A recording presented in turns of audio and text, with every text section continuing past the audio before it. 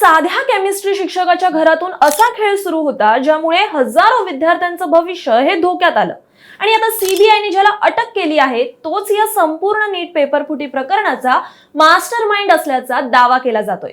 देशभरात गाजणाऱ्या नीट पेपर फुटी प्रकरणात आता मोठा ट्विस्ट हा समोर आलाय, कारण अनेक दिवसांपासून ज्याचा शोध सुरू होता त्या पी.व्ही. कुलकर्णीला अखेर पुण्यातून सीबीआयने अटक केली आहे। पण हा कुलकर्णी नेमका कोण आहे, त्याच्याकडे नीटचा पेपर कसा पोहोचला आणि विद्यार्थ्यांना परीक्षेआधीच प्रश्न कसे मिळाले, या सगळ्या गोष्टी आता एका मागून एक सविस्तर जाणून घेऊयात या व्हिडिओच्या माध्यमातून। त्यामुळे व्हिडिओ शेवटपर्यंत पहा आणि आमच्या प्राईम टाइम महाराष्ट्र या चॅनलला अजूनही सबस्क्राइब केलं नसेल तर लगेच करा।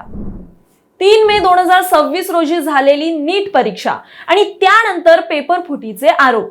या परीक्षेनंतर सोशल मीडियावर प्रश्नपत्रिका व्हायरल झाल्याचे दावे करण्यात आले।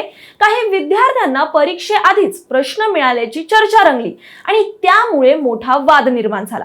यानंतर विद्यार्थ्यांनी आंदोलन सुरू केलं, परीक्षा रद्द करण्याची मागणी जोर धरू लागली। वाढता दबाव आणि गंभीर आरोप पाहता संबंधित यंत्रणांनी तपास सुरू केला। त्यानंतर शिक्षण मंत्रालयाच्या तक्रारीवरून सीबीआय मैदानात उतरली। तपासादरम्यान अनेक धक्कादायक पुरावे हे समोर आल्यानंतर अखेर ही परीक्षा रद्द करण्याचा निर्णय घेण्यात आला।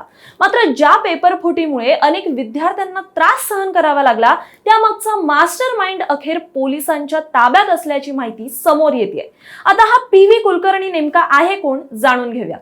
समोर आलेल्या माहितीनुसार पी.व्ही. कुलकर्णी हा मूळचा लातूरचा रहिवासी असून पुण्यात केमिस्ट्री लेक्चरर म्हणून काम करत होता।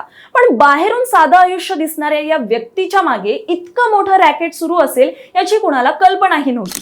सीबीआयच्या माहितीनुसार कुलकर्णीचा नीट परीक्षा प्रक्रियेशी संबंध होता आणि त्यामुळे त्याला पेपर पर्यंत सहज पोहोच मिळत नव्हती। त्याचा फायदा सर्वात मोठा त्याला ठरलाय। तपासात समोर आले की एप्रिल 2026च्या शेवटच्या आठवड्यात त्याने काही विद्यार्थ्यांना गुपचूप एकत्र बोलवलं। त्यासाठी त्याने आरोपी मनीषा वाघमारेची मदत घेतली। विशेष म्हणजे मनीषा वाघमारेलाही काही दिवसांपूर्वी सीबीआयने अटक केली होती। आता मनीषा वाघमारे कोण आहेत हे नाव या प्रकरणात खूप चर्चेत आलंय। तपास यंत्रणांच्या माहितीनुसार मनीषा वाघमारे ही विद्यार्थ्यांपर्यंत पोहोचणारी महत्त्वाची लिंक होती। म्हणजे कोणत्या विद्यार्थ्यांना स्पेशल मदत द्यायची, कुणाला गुप्त क्लासेससाठी बोलवायचे याचं काम ती करत असल्याचा संशय आहे। सीबीआयने 14 मे रोजी तिला अटक केली आणि तिच्या चौकशीनंतरच पी.व्ही. कुलकर्णी पर्यंत पोहोचणं हे अधिकच सोपं झालं अशी माहिती समोर येते। तपासात अजूनही तिची भूमिका किती मोठी होती याचा शोध घेतला जातोय। यानंतर सुरू झाला एक स्पेशल क्लास, पण हा साधा क्लास नव्हता। आरोप असा आहे की कुलकर्णीने आपल्या घरात विद्यार्थ्यांना बसवून थेट परीक्षेत येणारे प्रश्न, त्यांचे ऑप्शन्स आणि बरोबर उत्तरं सांगितली। विद्यार्थ्यांनाही सुरुवातीला विश्वास बसत नव्हता, पण 3 मे रोजी जेव्हा नीटची परीक्षा झाली तेव्हा धक्कादायक गोष्ट समोर आली, कारण कुलकर्णीने सांगितलेले अनेक प्रश्न हे हुबेहूब परीक्षेत आले होते। इथूनच संशय अधिक गडद झाला आणि सीबीआयने तपासाची चक्र ही वेगाने फिरवायला सुरुवात केली। तपास जसजसा पुढे गेला तसतसे अनेक धक्कादायक खुलासे होत गेले। सीबीआयने गेल्या 24 तासात अनेक ठिकाणी छापेमारी केली। या कारवाईने महत्त्वाची कागदपत्र, मोबाईल, लॅपटॉप्स आणि इलेक्ट्रॉनिक गॅजेट जप्त करण्यात आलेत।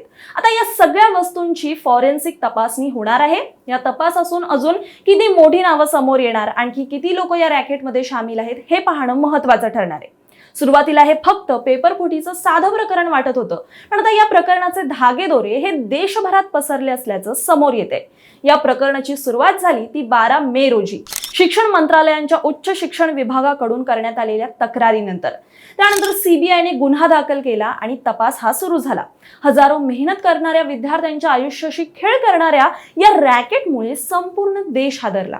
अनेक विद्यार्थ्यांनी रात्रंदिवस अभ्यास करून परीक्षा दिली, पण काही लोकांनी पैशांच्या जोरावर संपूर्ण सिस्टमचाच गैरफायदा घेतल्याचा आरोप केला जातोय। आता सर्वांच्या नजरा या सीबीआयच्या पुढच्या तपासावर लागल्यात, कारण परीक्षा तर पुन्हा घेतली जाईल, पण पेपर फुटीसारखे प्रकार हे कधी थांबतील? पी.व्ही. कुलकर्णी हा खरोखरच या संपूर्ण प्रकरणाचा मास्टरमाइंड आहे का? त्याच्या मागे आणखीन मोठी साखळी आहे का? आणि सर्वात महत्त्वाचं म्हणजे नीट सारखी मोठी परीक्षा खरंच सुरक्षित आहे का? हेच प्रश्न सध्या अनेकांना पडलेत। कारण परीक्षेला जाताना विद्यार्थ्यांची स्ट्रिक्ट चेकिंग तर केली जाते, मात्र बाहेरून पेपर फुटतात त्याचं काय? तुम्हाला काय वाटतं या संपूर्ण प्रकरणाबाबत? पेपर फुटीबाबत कमेंटमध्ये आम्हाला नक्की सांगा आणि आमच्या प्राईम टाइम महाराष्ट्र चॅनलला फॉलो करायला, सबस्क्राइब करायला विसरू नका।